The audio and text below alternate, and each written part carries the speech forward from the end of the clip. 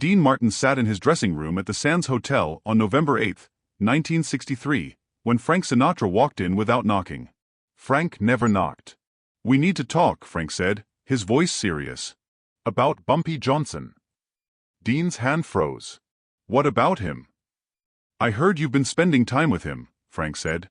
"Dean, I'm asking you as a friend. Stay away from that man." Dean thought Frank was overreacting. "Bumpy's all right. He's smart. We've had a few drinks, talked about music. What's the problem?"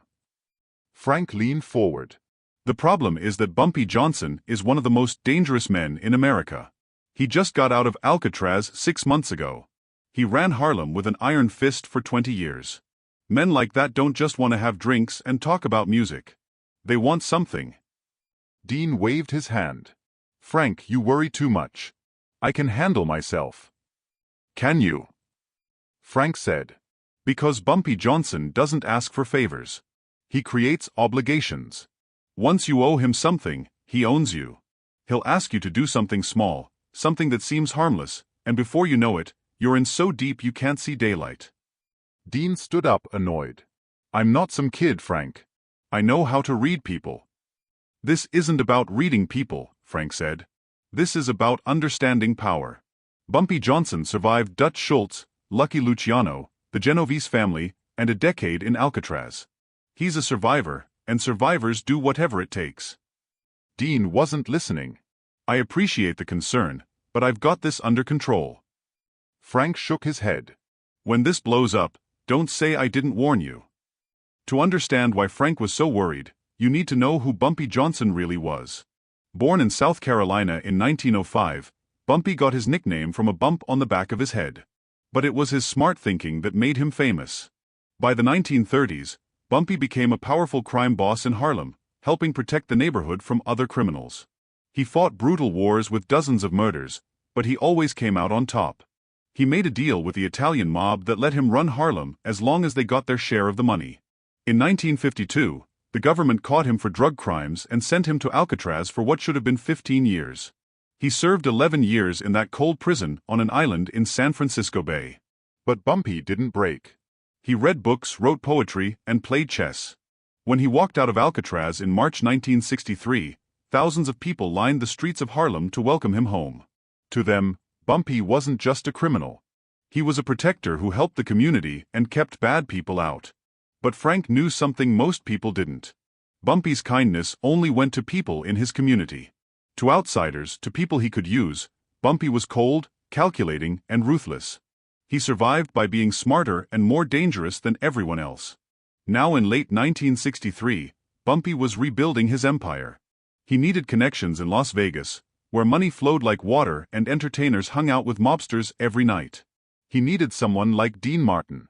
Bumpy had heard about Dean. Everyone had. Unlike Frank, who was unpredictable, or Sammy Davis Jr., who dealt with constant racism, Dean seemed easygoing. You could talk to him without complications. That's what attracted Bumpy's attention. Not Dean's fame or money, but his access. Dean performed at the Sands, owned pieces of several casinos, and was friendly with every major player in Vegas. The meeting happened at the Friars Club on a Tuesday afternoon. Dean was reading racing forms when a well-dressed man in his late 50s approached. "Mr. Martin, I apologize for interrupting. My name is Ellsworth Johnson. Most people call me Bumpy." Dean looked up and saw something in this man's eyes: intelligence and power. "Have a seat." Bumpy sat down gracefully. "I wanted to introduce myself. I'm a great admirer of your work." "That's amore. My wife and I played that record until we wore it out." Dean smiled. "I appreciate that. You in town for business or pleasure?" "A bit of both," Bumpy said. "I've been away for a while. I spent some time as a guest of the federal government. Alcatraz. Just got out earlier this year." Most people would be uncomfortable admitting they'd done time in Alcatraz, but Bumpy said it casually. Dean found himself interested.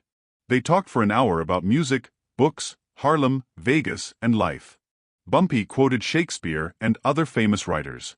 He asked smart questions about Dean's career. It was one of the most interesting conversations Dean had in months.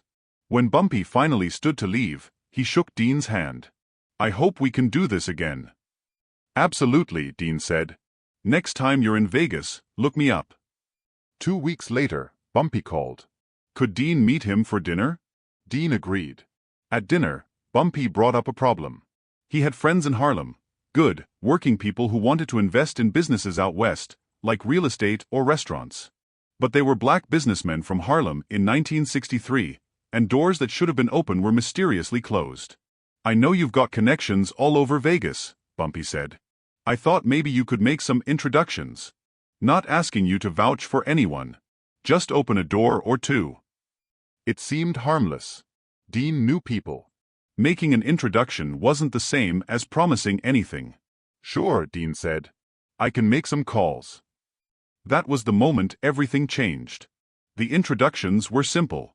Dean called a few casino owners and real estate developers, mentioning that some business associates from New York wanted to invest in Vegas. The meetings happened. Some deals moved forward. Then 3 weeks later, Bumpy called again. Different tone this time. More serious. They met at a private suite at the Riviera. Bumpy got straight to the point. The businessmen I introduced through you, they're not just businessmen. They're my people, my organization. And right now, we have a situation. Dean's stomach dropped. What kind of situation? Money needs to move from point A to point B without attracting attention, Bumpy said calmly. All I need is for you to receive a package, hold it for a day, and pass it along to someone else.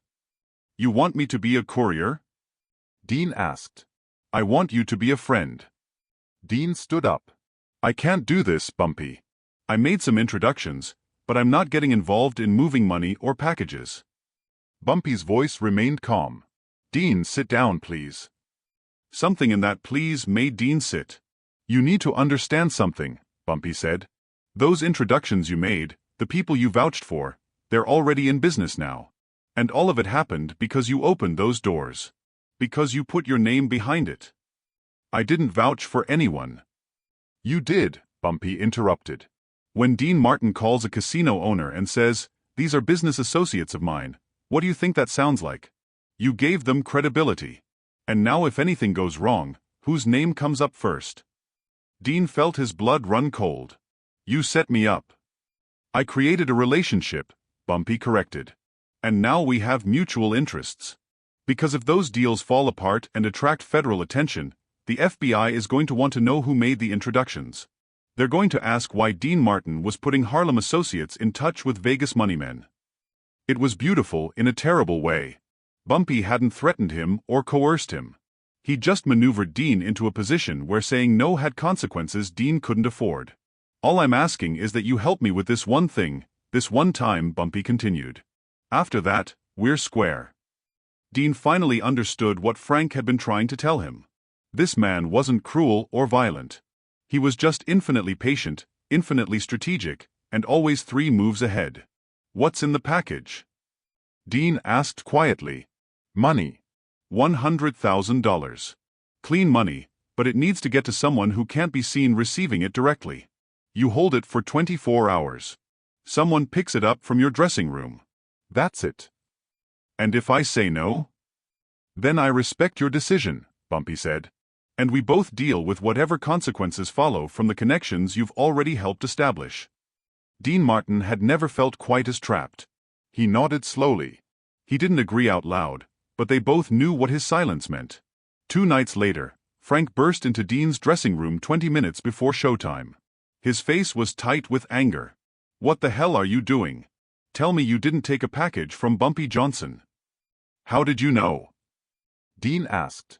This is Las Vegas. Everything gets back to everyone. Did you take a package from Bumpy Johnson? Dean answered quietly. Yeah, I did. Jesus Christ. Frank ran his hand through his hair, pacing like a caged animal. Do you have any idea what you've done? He backed me into a corner. Of course he did. Frank shouted. That's what I warned you about. Bumpy Johnson doesn't pull a gun. He creates situations where you have no good options. And you walked right into it because you thought you were too smart to be played. I know I screwed up. Screwed up. Frank laughed bitterly. Dean, You put yourself in debt to one of the most dangerous men in America. Whatever was in that package, you're now part of it. If that money is connected to anything illegal, you're an accessory. The package was picked up yesterday. It's over. It's not over, Frank said coldly. It's never over with men like Bumpy. You think this was a one-time thing? He's testing you. And now that you complied, what do you think comes next? The room was silent. I need to fix this, Dean said finally. You can't fix this. You can only contain it, Frank said. You have to go to Bumpy. Tell him you're out. And you have to be prepared for him to push back. And if he doesn't accept that? Then you make him understand that you're willing to go to the feds yourself, Frank said. You'll confess to moving the money, explain you were coerced, and name names. It'll destroy your career, probably land you in prison, but it'll also destroy whatever Bumpy's building in Vegas. Mutually assured destruction. The only language men like him understand. Dean stared at his friend. You'd really want me to throw away everything? I want you to be willing to do that, Frank clarified. I want Bumpy to believe you're willing. Because if he thinks you'll protect yourself at any cost, he'll back off. But if he thinks he owns you, he'll never let go. The meeting with Bumpy happened 3 days later at a private restaurant in a part of Vegas most tourists never saw. Dean, Bumpy said warmly. Everything went smoothly with the package. It went fine, Dean said. But we need to talk about what happens next. What happens next is we move forward, Bumpy said. You helped me out. When you need something, you come to me. That's how these relationships work. That's not how this relationship is going to work, Dean said steadily despite his fear. I helped you once because you maneuvered me into a position where I didn't have a choice. But that's done now. We're square, and I'm not doing it again. Bumpy's expression didn't change. You think we're square? Dean, you moved $100,000 for me. That money is connected to transactions across 3 states. If anyone looks into it, your fingerprints are all over it. Then I guess they'll find my fingerprints, Dean said. Because I'm prepared to go to the FBI right now and tell them everything. I'll take whatever consequences come from that. But what I won't do is spend the rest of my career being your courier. Bumpy leaned back, studying Dean carefully. You'd really destroy your career, everything you've built, just to get out from under an occasional favor? Yes, Dean said simply. Because the alternative is worse. The alternative is spending the next decade wondering when you'll call again. So yeah, I'd rather burn it all down now than wait for you to do it slowly. There was a long silence. Bumpy sipped his coffee. Frank put you up to this, Bumpy said finally. This sounds like Frank's logic. Scorched earth. Frank gave me advice, Dean admitted. But this is my decision. I made a mistake trusting you, and I'm fixing it the only way I know how. Bumpy set down his coffee cup carefully. You know what I respect, Dean? Conviction. A man who's willing to sacrifice everything for what he believes is right. Most people will compromise, will rationalize. But you're sitting here ready to destroy yourself to maintain your principles. I can respect that. So we're done. We're done, Bumpy agreed. With one condition. You don't go to the FBI unless I give you a reason to. If I contact you again, if I ask for anything, then you do what you have to do. But if I leave you alone, you leave this buried. It wasn't perfect. It left Dean with a secret that could come back to haunt him. But it was better than the alternatives. Deal, Dean said. They shook hands. When Dean got back to the sands, Frank was waiting. How'd it go? Frank asked. We're done, Dean said. He agreed to leave me alone. Good. Frank stood up, then stopped at the door. Dean, I love you like a brother, but you need to understand something. When I warned you about Bumpy Johnson, I wasn't being paranoid. I was trying to protect you. And you ignored me because you thought you knew better. Frank, I'm not finished, Frank said, his voice hard. This time it worked out. But there's going to be a next time, some other situation where someone wants to use you. And when that happens, I need to know that you'll listen, that you'll trust my judgment. Because if you don't, one of these days your luck is going to run out, and I might not be able to save you. I hear you, Dean said quietly. And Frank, thank you for not giving up on me. Frank's expression softened. That's what brothers do, even when you're being an idiot. The price Dean paid wasn't just the risk of federal investigation or the fear of his secret getting out. It was the knowledge that he'd damaged something precious, Frank's trust. They'd repair it in time, but there would always be a scar there. Bumpy Johnson kept his word. He never contacted Dean Martin again. In July 1968, Bumpy died of a heart attack in a Harlem restaurant. Dean read about it in the newspaper. He didn't go to the funeral. He simply felt a complicated mixture of relief and respect. Years later, Dean told the story only once, to Sammy Davis Jr. over drinks in 1972. "The thing about power," Dean said, "is that it's not always obvious. Bumpy Johnson never threatened me, never raised his voice. But he had more power over me than any mobster with a gun ever could because he understood something fundamental. The worst traps are the ones you walk into yourself." "How do you mean?" Sammy asked. "He made me complicit," Dean explained.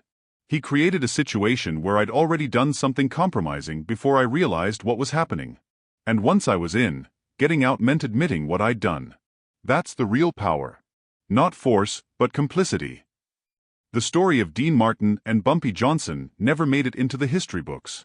It didn't become part of the Rat Pack legend. It remained what it had always been, a private lesson learned at great cost about the difference between confidence and arrogance, between being smart and being wise.